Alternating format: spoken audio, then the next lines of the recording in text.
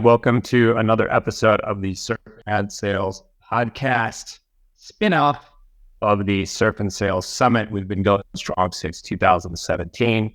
We've got a couple spots left this year for our events. The first one is for brand new people who've never come before, November 27th to December 1st.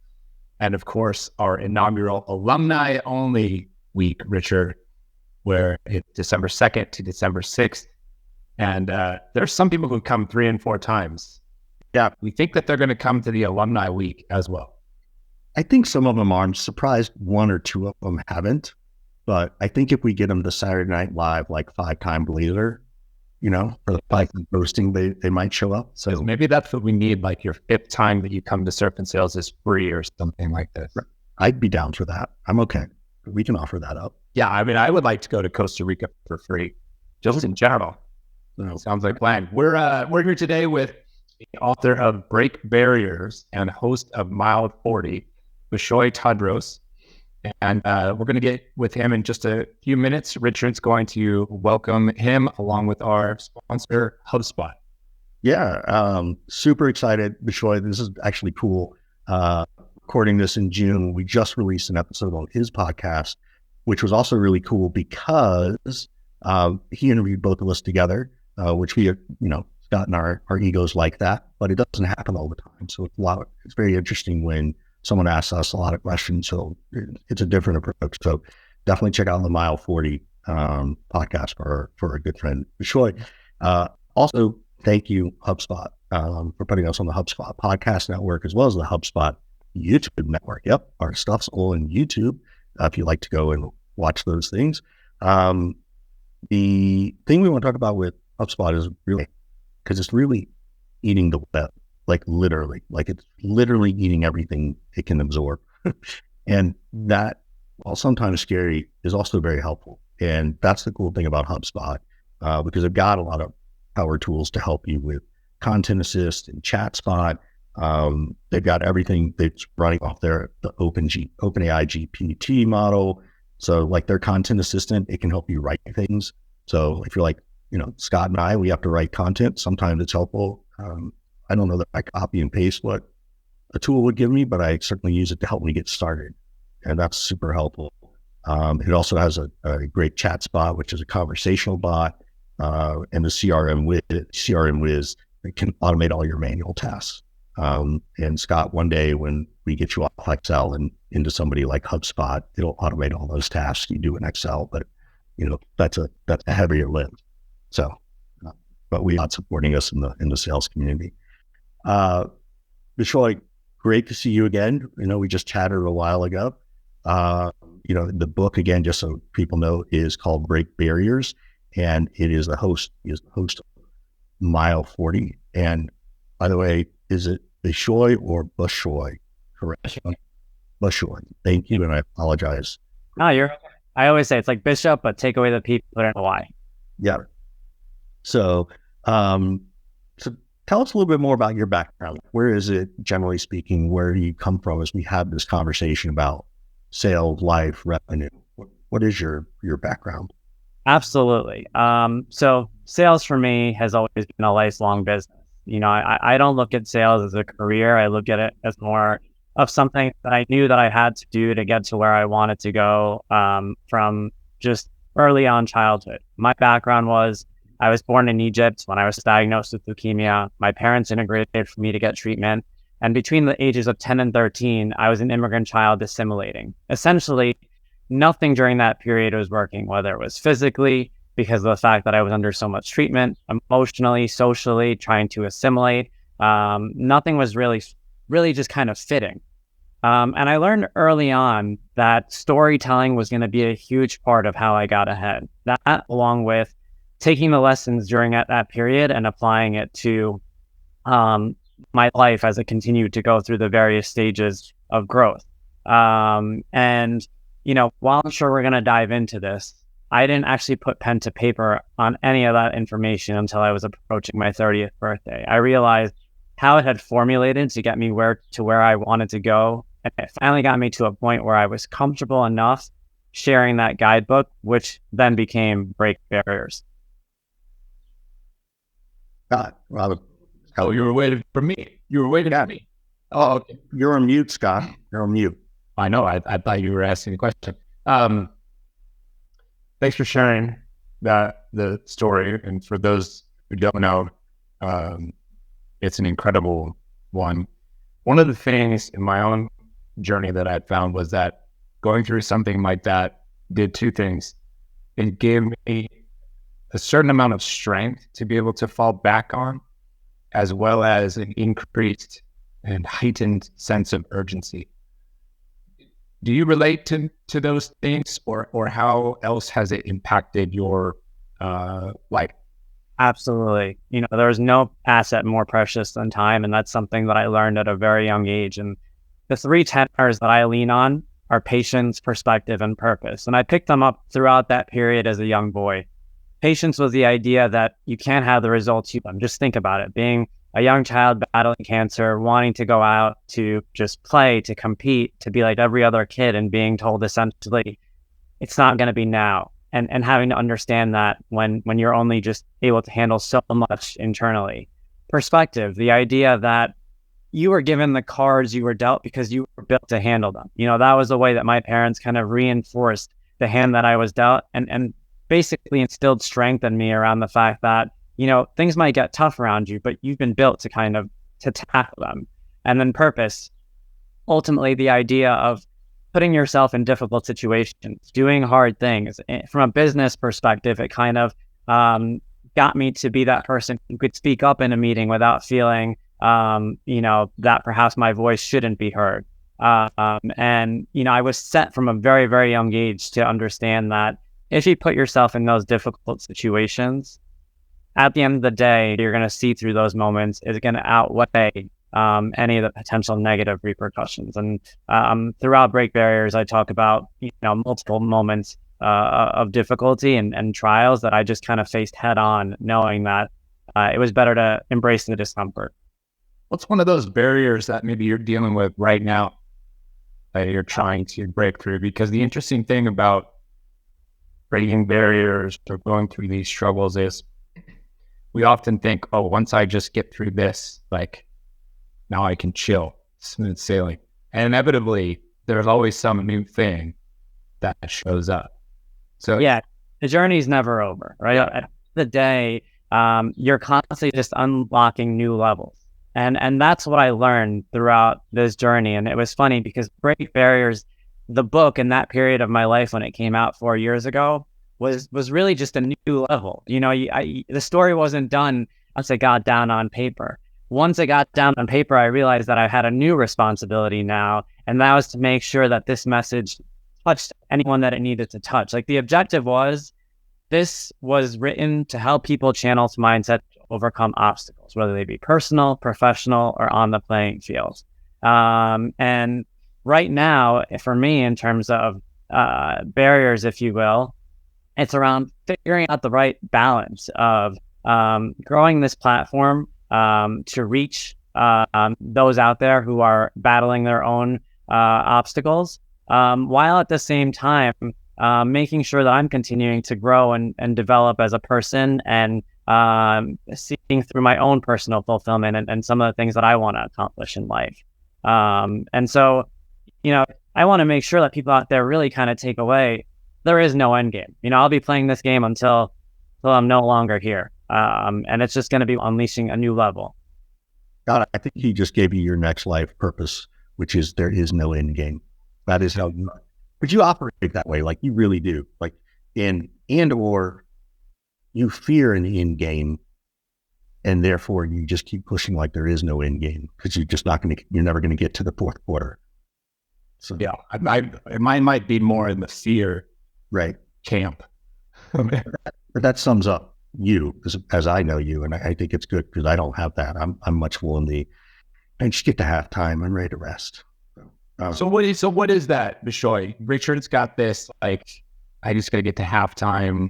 I want to rest. Like, what is this barrier that he may have, and how, should he think about, like, trying to evolve from that and break through that? I believe the saying is, rest if you must, but never stop, meaning that it doesn't matter how step that you take in the direction that you want to go, as long as you keep moving, right? Like resting is one thing, but stopping completely is another thing, right? And in the book, and maybe giving some background on why the podcast is called Mile 40, there was a chapter titled Mile 40. Back in 2017, before I ever shared my story, I decided to do a half Ironman. And like I talked about in the book, growing up, I wanted nothing but to be an athlete. And because of my condition, I was constantly told that I can't. I was the slowest guy on every suicide line, and nothing was kind of coming together. I revisited it in my adult life, and approaching my 30th birthday, I signed up for this half Ironman. It was 93 degrees outside in Maryland, and I broke down around mile 40 of this race, and salt all over my skin, completely dehydrated.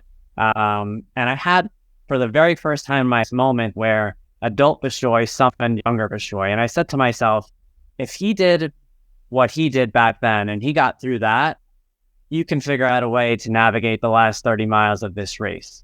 And what I did was, I remember the lessons of celebrating small wins that my parents taught me when I was younger. And instead of looking at it as finishing 30 miles, I looked at it as finishing 1 mile 30 times. And I celebrated every single one of those individual miles until I got to the finish line.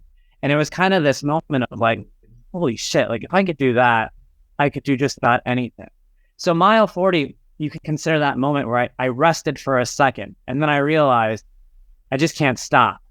If that means that I need to go 1 mile at a time, as opposed to thinking about it as 30 miles, that's the recipe for moving forward. And that's the recipe for getting to that next level. And that finish line was my next level. I take it philosophically, do you understand all this, Richard? What is it about this? Have you maybe not tried or applied? Where does it still get stuck? And then I want to know from Bishoy, like, we got to fix them, right? You're all about breaking barriers. How do we work on this? Richard? What do you think my answer is? I don't know what your answer is, truly. I mean, I feel like everything he said, you're going to be like, yes, that's so true. I talk about that. I teach that. I've done that in certain areas, but maybe I can't apply it in this one area. Yeah, I think, this all comes back to my own psyche of the whole imposter syndrome thing, which I recently found out. God, I haven't had a chance to tell you this, that I was talking to my psychiatrist about it. And he said, well, it's for kids with ADHD to have imposter syndrome because they're constantly looking for their mind to think about. And then if they focus on the negative thing, that just over the years, you reinforce this negativity in your head, right? Which is really like, okay, that to me was a really good, really strong starting point to what Bishoy is saying. It's like part of, I was definitely sitting here going, yeah, but I'm just tired, man. I'm ready. Like, I'm tired of hustling. I'm tired of grinding. I'm also 54, so I'm a little bit older than both of you. And even beneath that, well, why am I tired? I think it's because I didn't have some of the successes I would have liked sooner in my life, right? I had certain goals that I wanted, but I was, I expected at the age of 27 to be in my last relationship, not married, but in the last one. I had set goals to try and be a millionaire at the age of 30. I had set and I never accomplished them. And then I, Scott, me sort of going through some of the startup stuff, where I kind of figured out that it's easier for me to run my own business versus working for somebody else. Well, now there's this envy piece. Like, Scott, the fact that you have these 3 or 4 pieces out there that are, if they pop, they're going to do well for you. And I've tried to rebuild that in some advisory stuff. So that's where that piece is for me. I will tell you one of the things I have been working on, I just read in a book, which is really trying to lean in more. Like I should really lean in more on positive things for other people rather than the negatives, right? I should lean in on when something good happens, Scott, I should lean into that joy with you, for you, on behalf of you, and be glad that I got to watch this and be a friend to you and to see those things. actually create more joy in me. Unfortunately, and it's not a resentment or like, fuck Scott. It's just right now I'm 53 years into doing it this other way. So, so how do we break this pattern, Bishoy? Yeah. We're using Richard as a dude, I need my fair test. No, listen, I think you are going through something that, the other day I was telling my wife, because I see my therapist as well, and the idea of imposter syndrome came up. And I was telling my wife, I'm a 7-time marathoner, but I couldn't call myself a runner until I finished my 7th marathon, which was most recently in April. Like I didn't embrace someone telling me that I'm a runner until I finished number 7, because it was Boston. And Boston made me feel like a runner. But before Boston, if someone called me a runner, I'd get uncomfortable with it. The other day, to go speak at New York Road Runners and speak with the CEO at a fireside chat in front of their audience around break barriers. And I told my wife, and it's funny because this all just happened in the last week, I finally feel like I've earned the right to have that platform, despite the fact that I've built this for many years now, and I've had this book, and I've had other speaking engagements, and so on and so forth. And so I don't necessarily think it's a switch with imposter syndrome. I do think that it is about leaning in, like you said, to other people around you and their experience, and lifting them up, and letting that kind of fuel your own journey. I've been so invested in the success of other runners and other authors around me for the last several years that it took me a long time to my own success, if you will. And even saying on my own success, to be honest, makes me feel uncomfortable. Like, if I'm being perfectly honest with you. But I do think that this game it's not just about the individual. Imposter syndrome is very much something that we experience individually. But I think part of the remedy is focusing on the greater cause and realizing what the bigger mission is, and what the bigger goal is. And, for Richard, for yourself, I think that it would be great to hit some of the targets that you want to hit from a business perspective. But I think it's even greater that you're going to be an example for someone like me who is a little bit younger than you. And watching you go through what you've gone through to get to where you are is an example for individuals like me. And that really carries a lot more weight than the goal in and of itself. And sometimes it takes the individual a while to accept that. Hopefully that all made sense, but I truly believe it. Yeah, I think I do those things. I think I do those bits and pieces. I think I'm very good at supporting others, helping others. I think it's why I'm a sales trainer and people like me. It's why I do the podcast, because I hope it helps people. I think my biggest block is helping me, right? There is and that doesn't mean I would stop helping others, but that does fill me with joy and pleasure to help others and watch them succeed. For me, it's the internal piece of, whether I'm struggling with my weight or trying to, get better at my diet, or trying to do those things. Like, I know all the right things. I've hired nutritionists. I've got meal plans. I've prepared food for a week. I've done all that stuff. And I just have this thing sometimes about it, or I just don't feel motivated, or I feel demotivated or exhausted by it. And that for me is my challenge, right? I think I'm good at the other stuff externally. And I think I do that pretty well, because it actually helps me ignore my own internal. So, like, it's a good distraction.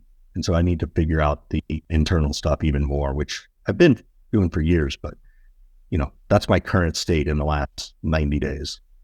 No, go ahead. Sorry, Scott. No, I was pivot away from Richard's situation a little bit. He used this word distraction.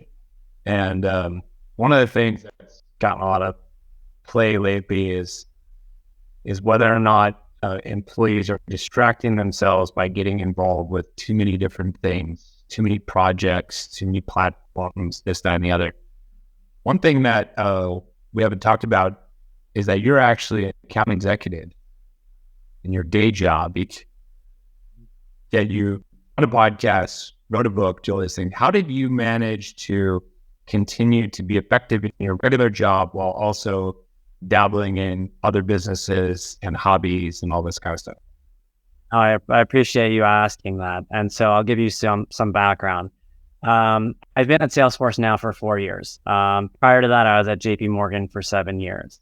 Toward the tail end of my tenure at JP Morgan was when I finally shared my story for the first time. So after that half Ironman and mile 40, I crossed that finish line. I unleashed that new level, and I said to myself, I'm finally going to share this story. And so I decided to run my very first marathon that year.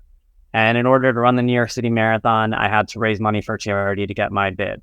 I decided to raise money for the Leukemia and Lymphoma Society. And at that point, mind you, I wasn't a marathon runner. I barely made it through this half Ironman. I'm clawing my way to the finish line. And I wrote down my story. I titled it, "The Comeback is Always Greater Than the Setback." And I just shoved it in my drawer. And the reason being was I was afraid that no one was going to donate. And I just had this very powerful moment at mile 40. And I said to myself, if no one donates, I'm going to look silly. A couple of weeks went by. I ultimately decided to show it to a mentor. He looked at it and he laughed and he said, Bishoy, you got to make your goal $100,000. And he gave me $1,000 and he said, go. 1,000 turned into 5, turned into 10, turned into 30. And I got a call from NASDAQ and he said, hey, we got a hold of your story. This is incredible. The marathon's next week. We want to invite you to come ring the closing bell.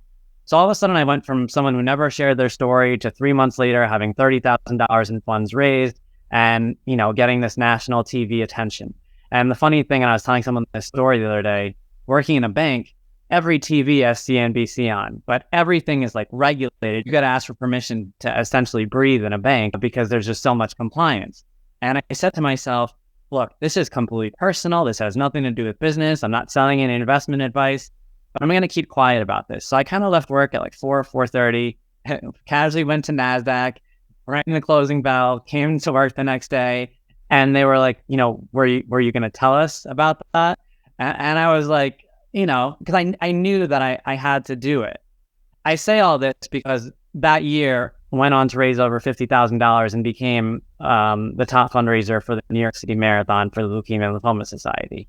And then I came back to work and I realized life was going to be different from here on out. Like I just had this incredibly powerful experience and I saw the impact that I could have on other people just by sharing my own personal narrative. I remember a week later, I got a call from UBS and they said, hey, we saw what you did. We saw you on TV. We want to come invite you to speak to ours. And all of a sudden I was getting paid to speak at a competitor about what I had just done and translating the success of fundraising to succeeding in a sales organization. So I started to see that, I didn't have to be confined to just my day job for the fulfillment that I was seeking in life. And the story goes that about a year later, I was sitting at my desk and knew my job inside and out. I was a top performer from a sales perspective, and I wasn't feeling as challenged as I would have liked. And my boss wasn't in the same state as me. And I Googled how to write a book at my desk, and then I started bringing my laptop to work. And during lunch, I would just type away. And I also Googled how many words you need to write to reach 100 pages, and that was 20,000 words. And so that took me 3 months to hit that 20,000 words. And that's when I got a call from Salesforce. And what I did specifically at that point in time was I rejuvenated my resume. I didn't need it to look like a banker's resume anymore because I really wanted to break out of the sector. And I had it colored, highlighted. It was, really interactive. And at the top, I put a link on to my personal website, which was going to be the book cover. The book wasn't released yet. And I really wanted them, when I got into that interview, to ask about the book. I didn't want to talk about metrics. I didn't want to talk about KPIs. I didn't want to talk about sales because I had all that on the resume, but I just didn't want to talk about it. And fortunately, when I got to the interview, the first question they asked was, tell us more about this book that you're writing. And for me, that's kind of when it clicked in my mind. They said, I don't care what this offer is. I'm taking this job just because they asked that question. And because, they wanted to know what was going on with me, the person, relative to the numbers. Where this story gets a little bit more incredible was that year was the same year that Mark Benioff published Trailblazer, was released in September. That December, I was sitting at my desk and I got a tap on the shoulder from marketing, and they said, "Hey, we're sending out 100 copies of Trailblazer. We want to buy 100 copies of Break Barriers and send it out with Mark Benioff's book to our top 100 CEO clients." And I saw your look, Richard, and it was the same look that I had, because they didn't know that I Googled how to write a book just the year before that. And that for me was the next step in kind of empowering myself to say, you know, I'm Bishoy first. I'm an author. Now I'm a podcaster. And I'm fortunate to work for an organization like Salesforce, where, I can take care of my family. But it doesn't define me. And I've been a huge owner of that from day one around, with me, you're going to get someone who could sell, who's good at sales, who could tell stories, who could be influential. With me, you're getting a lot more than that. You're getting someone who's looking to inspire, to evangelize, and to build community. And I'm not saying that works for everybody, but that's something that I've kind of held on to strongly. And I think if you were to ask my peers around me, they could say something to the tune of how I've distinguished myself in that right. Yeah, this is that part where I'm supposed to lean in and feel really joyful. But really am. Like there's, there is that, like, that is killer when things just happen through serendipity, right? Like that is really, really amazing and really cool. Congratulations, man. That's really, really cool that you were able to do that. So, or that happened for you. And I think that to me is the right thing. Like that's the right thing to go. Remember that story of like, just do it. And the other stuff, I think I just sometimes get tired of doing new things. I think that's where my piece comes in. So I really love that. I gotta take a quick break, and do one of our ad rolls. But then I have some more questions for you, Bishoy. Again, wanted to give a thanks and shout out to the HubSpot Podcast Network. If you didn't know, they actually have a podcast network. Bishoy, are you on there yet? You should submit your podcast. Yeah, might be a conflict, but we'll have to take that one offline after this. That's true. That's fair. Well, Salesforce should promote yours. That would be cool. But they have a ton of great podcasts on there, including, one by Donald Miller called Business Made Simple. It takes the mystery out of growing your business. And he actually had Seth Godin on. I really enjoy Seth's stuff. I enjoy reading his content. And the one he talked about is the solutions you need to lead in a post-COVID workplace, one that we can all appreciate, no matter where you work or who you work for or what your family's like. And they talk about it in just this great song of significance, and learn how the new landscape of the American work culture is happening and what we need to do. And I think it's important for us as individuals to know it, and then it's for our leaders as well. So thank you again to HubSpot for hosting us and putting us on the podcast network. We appreciate it. And now, Bishoy, back to you on another thought. If you remember how did you cope as a kid with this sort of difference you had, right? And because a lot of people, that can hurt or put a kid into some level of, and I don't mean like deep, but sadness or depression, the difference thing. How as a kid did you come through that, and then how have you related to that part in your life as you've gotten older? You're absolutely right. I'd be lying to you if I didn't say that I was broken over and over again for a multitude of reasons. And a lot of that was just mainly because as a kid, you can't really understand everything that's happening as it's happening. And so, I remember wanting to play basketball and always being last on those suicide lines and not understanding why, because I was the first person in, last person out. I worked the hardest. And someone explaining to me the side effects of chemotherapy was not something I could digest at 8 years old. And so it was moments like that happen over and over again, and not even understanding why my parents, as brave as they were, I'd catch them in moments where like I could see they felt bad watching what was happening as it was happening, and they felt a little helpless. Now I can understand it. Back then I couldn't really put the pieces together. But when I was 13, I had an intensive brain surgery to remove a golf ball sized mass from my brain. Wait. From leukemia to a brain surgery. It was all linked. So yeah, toward the end of that period, I started to get these really bad headaches. I was nauseous and vomiting, and my dad insisted that I go get a CAT scan and then an MRI, and then they found this mass, and it was diagnosed to be a brain tumor. They went in and they removed it, and it ended up being a blood clot, essentially, right here in my right frontal lobe. And it was a very intensive brain surgery, as you can imagine. And actually, it was on my 13th birthday. And when you get out of a brain surgery like that, your body is just so sensitive. Like, they tape you up from like the top of your head to your toes, like, because even breathing hurts in the recovery from a surgery like that. And I remember being in the recovery room and like blinking over and over in pain. And I remember having this moment of like, this is it. Like, this is the bottom. Like, it doesn't get worse. Like, there is nothing in my lifetime that could be worse than this. And once I came to, that's where I kind of developed this mantra of break barriers. It was in that moment that I said to myself, there is nothing that life is going to put in front of me from this point forward that I won't figure out a way to navigate. And I applied it right away. I mean, I was going straight into high school. And to that point, like, I just struggled so much socially because of everything that I had been going through.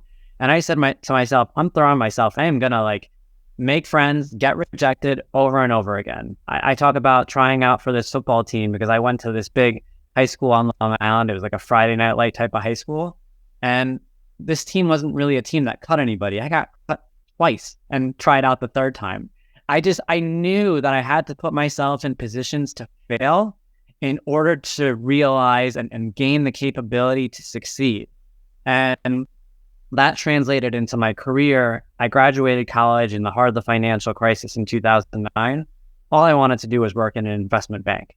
And, you know, while other people could have kind of taken a sign of the environment and the times is to say, I'm never going to make it, my mindset was wired to kind of tell a story to break in the door.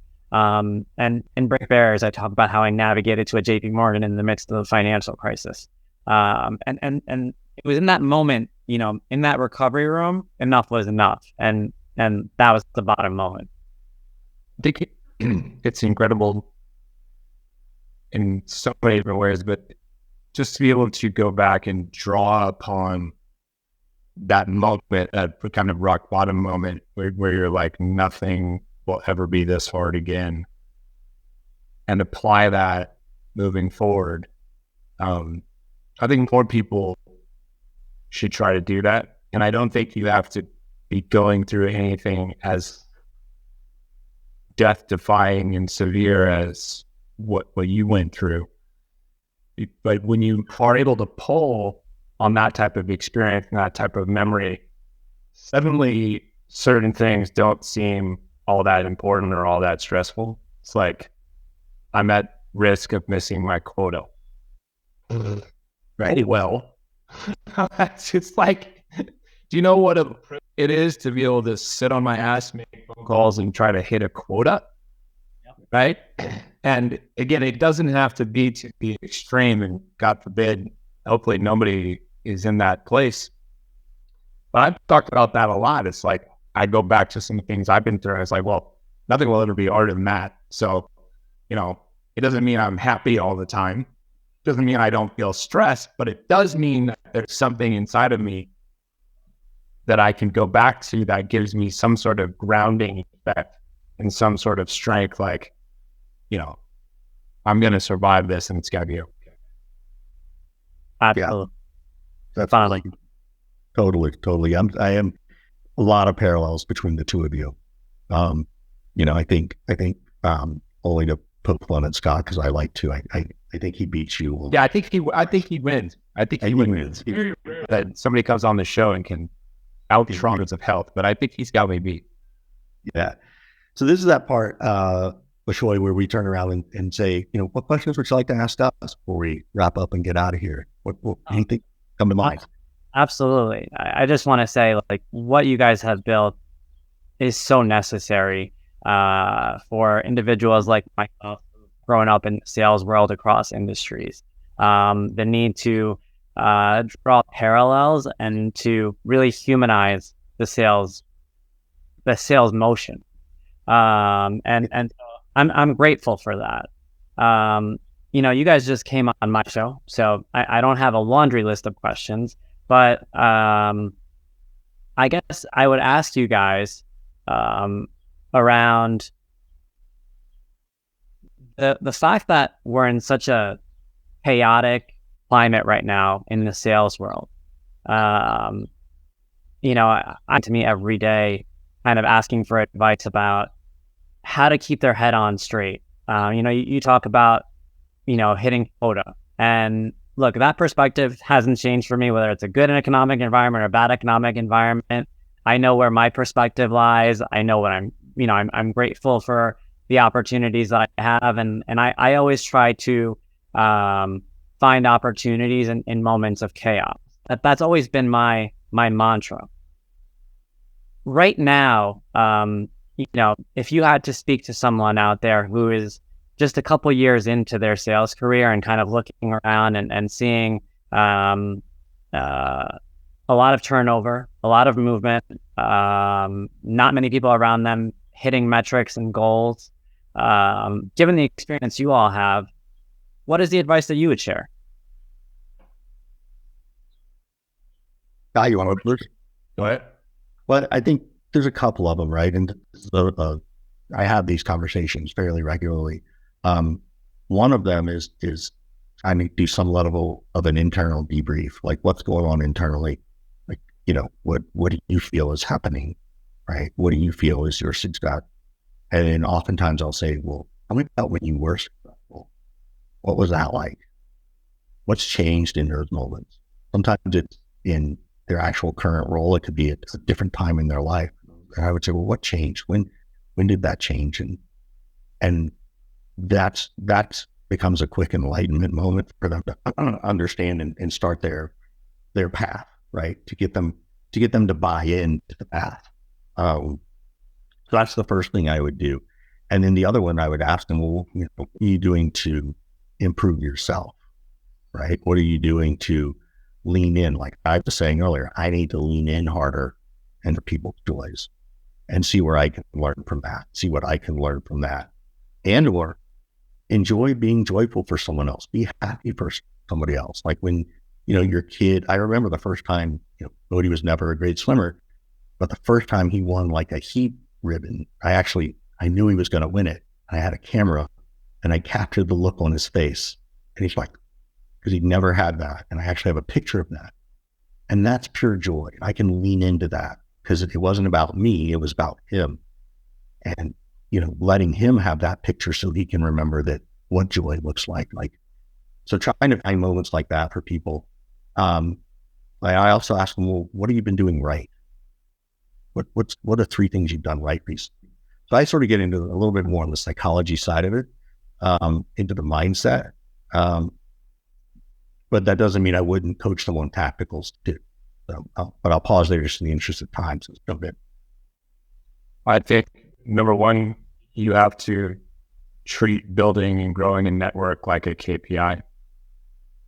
That has to be hit every single day, whether it's a way to find new career opportunities, new partnership opportunities, new deals, new pipeline, whatever. That's the first place I would start.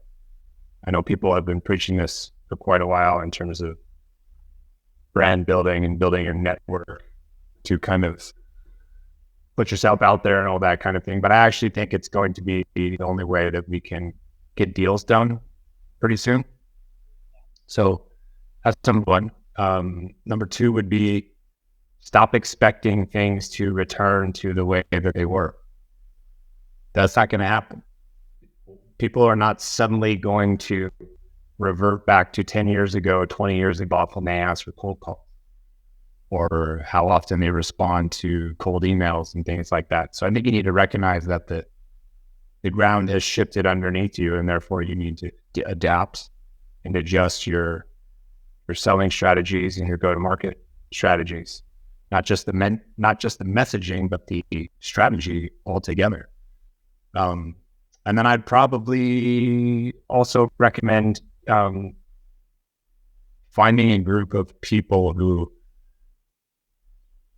act as like a community for you, right? It could be a large virtual community, a micro virtual community, an offline community, friends, colleagues, mentors, whatever. Like when you need a support system of some sort to bounce ideas off of, to vent to learn from, to share with, all that kind of thing. I think that stuff has never been more important.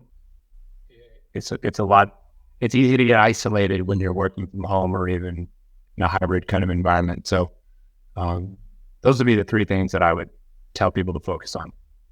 Thank you. I also have one other question for you guys, and I forget to ask this, and even when I'm speaking in front of people, and this is a little bit of a selfish plug here.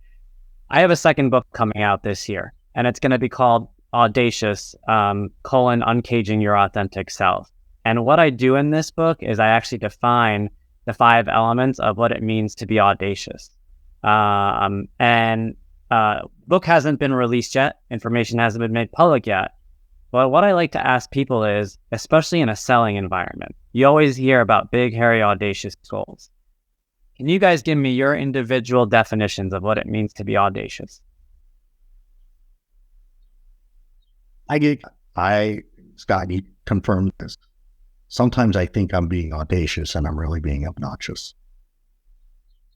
Like I have a balance there that I feel. And so I like that you said that, because I never thought about it the way till then. So I think for me, it means being mindful about how you set your goals to be audacious. That doesn't mean be weak-minded, and it doesn't mean hold back, right? I said, I had this goal to be in my last relationship by 27. Well, I didn't. Well, I then went and got some therapy so I could get into a real relationship. I wanted to be a millionaire by the time I was 30. Didn't happen, right? I've got other things going on that help me achieve that and get even closer and beyond that. So I don't think it's wrong. So anyway, that's my definition. I'll shut up there. So I just don't want people to walk out going, oh, what if I set an obnoxious goal? Maybe obnoxious is the right thing for somebody. Maybe that is how they should set their goals, because that's their personality. I don't know if you're using the word appropriately or not, Richard. I think that there's 2 different types of audacity in being audacious. There's the manner in which you set goals for yourself and you dream big. You try to do something like spectacular. That's internal to me. Like I have the audacity to think that I can build $1 billion company. That's not my attitude or behavior interaction with others. Audacious in terms of behavior to me is somebody that demonstrates lack of respect for others, or leads obnoxious or rude, things like that. So they're like, the word to me has 2 different elements. There's like my behavior and my attitude, and that one has a negative connotation to me. And then there's my internal audacity, which is like, am I courageous, bold? Am I taking big swings and risks on things that doesn't in any way prove to be injurious to others? I love that. Thank you, guys. I mean, something that I'm trying to get feelers on from everybody now as I put the words together, and it's almost wrapped up on my end. But I also want to make sure that the information I'm putting out there isn't going to throw anybody off too much when they see it. Richard and I don't even fully agree on the definition of the word. And by the way, The thing list might be completely wrong. So who knows? So that's what I love about the word. It's that I feel like it's thrown around a lot, especially in, right? You know, you have sales managers all over in different industries saying, throw that audacious goal on paper. I want you to share your audacious goal with everybody on this team. And I think that there actually hasn't been a definition out there or just kind of a description of what that means. And for me personally, I've always taken that positive aspect, Scott, of like those things that I do, like write a book, start a podcast. Like those are audacious goals at one point that I just kind of put into the universe. But I've always been looking to kind of define that word. So I appreciate you both for giving those answers. And again, for having me on. It was a pleasure being here today. Yeah, we enjoyed it a lot. Check out Break Barriers and look for Bishoy's next book, all about audacious and audacity. Thanks so much. And we'll see you next time on the Surf and Sales podcast. Thanks, Bishoy. Thank you both.